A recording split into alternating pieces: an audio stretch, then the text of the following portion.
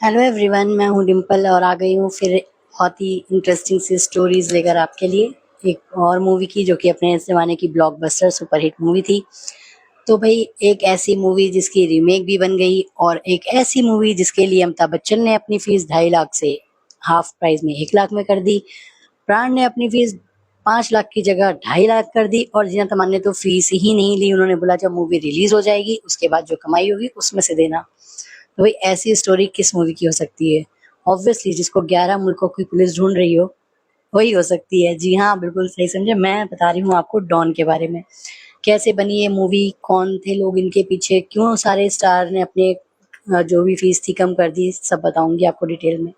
तो बात उस समय की है जब 1974 में रोटी कपड़ा और मकान बन रही थी।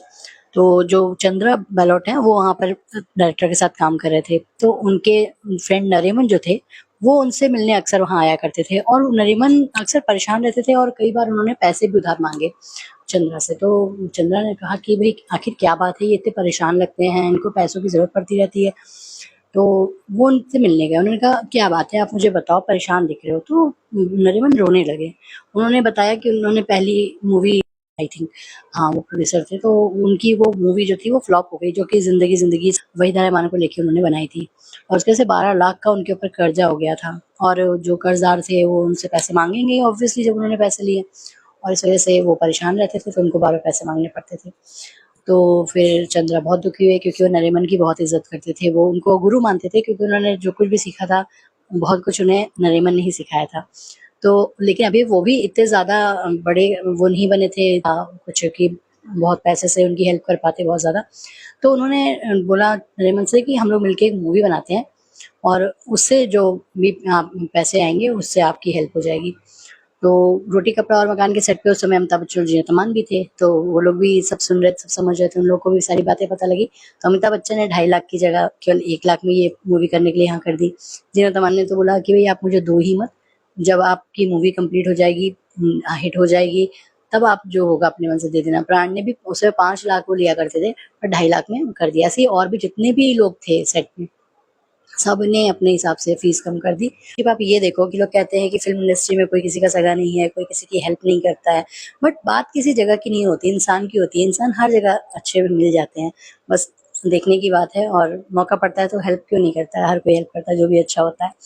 तो इस तरीके से उन लोगों ने एक मूवी बनाने की सोची। अब ये हुआ कि स्टोरी किस मूवी पे बनाया जाए, मतलब क्या बनाया जाए। तो उसमें सबसे सेफ ऑप्शन जो थे वो सलीम जावेद थे कि सलीम जावेद की हर मूवी या तो हिट होती थी, ब्लॉकबस्टर होती थी, सुपर हिट होती थी। और उनकी उनकी स्टोरी है तो मतलब पिक्चर हिट ऐसा था। तो वो लोग सलीम जावेद के पास गए, पूरी बात सलीम जावेद को भी बताई। तो सलीम जावेद ने बोला कि भाई एक स्टोरी है हमारे पास, उसको क्या कहते हैं, देवानंद ने भी मना कर दिया लेने से, प्रकाश ने भी मना कर दिया लेने से, जितेंद्र ने भी मना कर दिया। आप चाहो तो आप वो ले सकते हो, हम दे देंगे आपको। तो इन लोगों ने वो स्टोरी ले ली क्योंकि इनको श्योर था कि अगर सलीम जावेद की स्टोरी है तो वो अच्छी ही होगी। तो इस तरीके से जो डॉन की स्टोरी थी वो सलीम जावेद से इन लोगों ने ले ली। अब ये हुआ कि भाई कि इतना वो नहीं था पैसा उस समय कि बहुत ज़्यादा लगाया जाए। और ये जो मूवी थी इसके लिए बहुत ही जो चंद्र चाहते थे कि बहुत अच्छी शूटिंग हो, बहुत कोई कॉम्प्रोमाइज़ नहीं चाहते थे। तो कहीं-कहीं उन्होंने हर जगह ओरिजिनल लोकेशन पे जाके भी शूट किया। खराब सेट यूज़ करने से अच्छा कि आप ओरिजिनल जगह, तो वो और अच्छा ही लग रहा था। जो जितना ओरिजिनल उन्होंने जगह लोकेशन जाके शूट किया ना, वो उतनी और अच्छी लग रही थी उन वजह से मूवी। तो उसमें मनोज कुमार क्रांति मूवी के लिए उनको चंद्रा को डायरेक्टर बना रहे थे। बट उनको नरीमन की जब बातें पता लगी तो उन्होंने चंद्रा से बोला कि नहीं, आप ही डायरेक्ट करो इनकी मूवी क्योंकि इतने कम प्राइस में और कोई मतलब नहीं करेगा। तो इस तरीके से मूवी थे। और क्रांति मूवी में उधर जो नरीमन है वो कैमरा पर्सन बन के उनको उनके यहाँ काम कर रहे थे। क्रांति मूवी में हेल्प कर मतलब काम कर रहे थे उस समय। इस तरीके से सारी चीज़ें चल रही थी। फिर ये हुआ कि भाई अब लोकेशन की तो बात हो गई। अब दूसरी बात ये कि कपड़े, जहाँ मूवी में हमेशा इतने कपड़े कॉस्ट्यूम सब एक्टर एक्ट्रेस बदलते हैं, अब इनका इतना बजट ही नहीं था।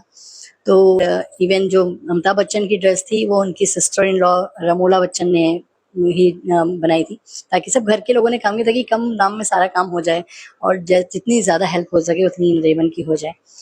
और डॉन का 85 लाख का बजट था उस मूवी का खर्चा, जिसमें से कि पहला ही जो गाना था ये मेरा दिल प्यार का दीवाना, जो कि हेलन पे पिक्चराइज था, आपने देखा होगा।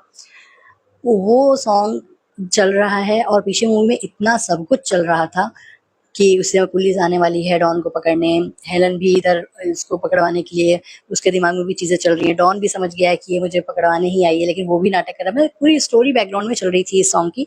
वो सॉन्ग, केवल सॉन्ग ही 45,000 में बना था। तो उस सॉन्ग का पूरा खर्चा जो चंद्रा की सिस्टर है उन्होंने दिया। तो पूरा खर्चा जो 45,000 का था वो चंद्रा की बहन ने कहा कि मैं इस पे पैसा लगाऊंगी। तो इस तरीके से इतने अच्छे से डॉन मूवी बन रही थी और सब कुछ हो रहा था।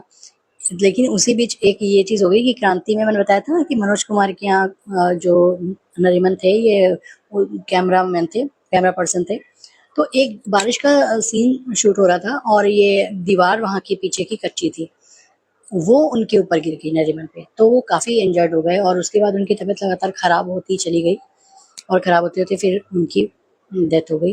तो इस तरीके से वो उन्हीं की हेल्प करने के लिए मूवी बन रही थी और वही गुज़र गए। तो लेकिन सबने ये फाइनल कर लिया कि नहीं, हम मूवी बनाएँगे और नरीमन की फैमिली को हेल्प करेंगे, जो भी इससे अर्न होगा उससे।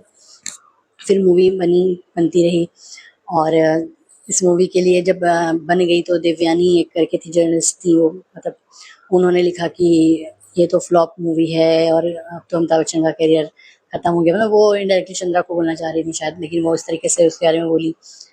तो लोगों के कहने से कुछ नहीं होता है, क्योंकि इसके पीछे बहुत बड़ा एक रीज़न ये भी था कि गाना खई के पान बनारस वाला, वो इतना ज़्यादा लोगों के होठों पे मतलब बस गया था कि इतना पसंद आ गया था कि वो उस गाने की वजह से ही लंबी-लंबी लाइन लगती थी डॉन के लिए। और सबसे आश्चर्य की बात ये कि ये गाना मूवी में पहले होने ही नहीं वाला था। लेकिन जब मनोज कुमार ने जब पूरी मूवी बनी तो उन्होंने कहा कि सेकंड हाफ बहुत ज़्यादा स्ट्रेसफुल है, इसको यहाँ का स्ट्रेस थोड़ा कम करना चाहिए और यहाँ एक सॉन्ग डाल दो। तो चंद्रा को तो नहीं समझ में आ रहा था वहाँ सॉन्ग डालना ज़रा भी, बट क्योंकि मनोज कुमार कह रहे थे तो उन्होंने कहा नहीं, कह रहे तो बात मानते। तो खई के पान बनारस वाला सॉन्ग वहाँ पर ऐड किया गया और वो सॉन्ग इतना सुपर डुपर हिट हुआ कि वो सॉन्ग गाने के लिए कहीं भी किशोर कुमार जी किसी भी स्टेज शो में 5,000 रुपए एक्स्ट्रा मांगते थे, चार्ज करते थे, अगर कोई खई के पान बनारस वाला ऐड कराता था कि आपको गाना है। मतलब इतनी बढ़िया से वो मूवी रिलीज हुई। अच्छा ये भी थी कि जिस समय मूवी बन रही थी, अब मूवी है डॉन, मार-धाड़ होगा, एक्शन सीन होगा और उसी समय लग गई इमरजेंसी 1975 में या इंदिरा गांधी के टाइम में। मतलब इतनी चीज़ें हुई इस मूवी पे कि क्या ही कहा जाए। तो लग गई इमरजेंसी, अब एक लिमिटेड परसेंटेज वायलेंस ही आप अपनी मूवी में दिखा सकते थे, ये चीज़ें आ गई। तो अब जहाँ-जहाँ मार-धाड़ का सीन था सारा कट करना पड़ा।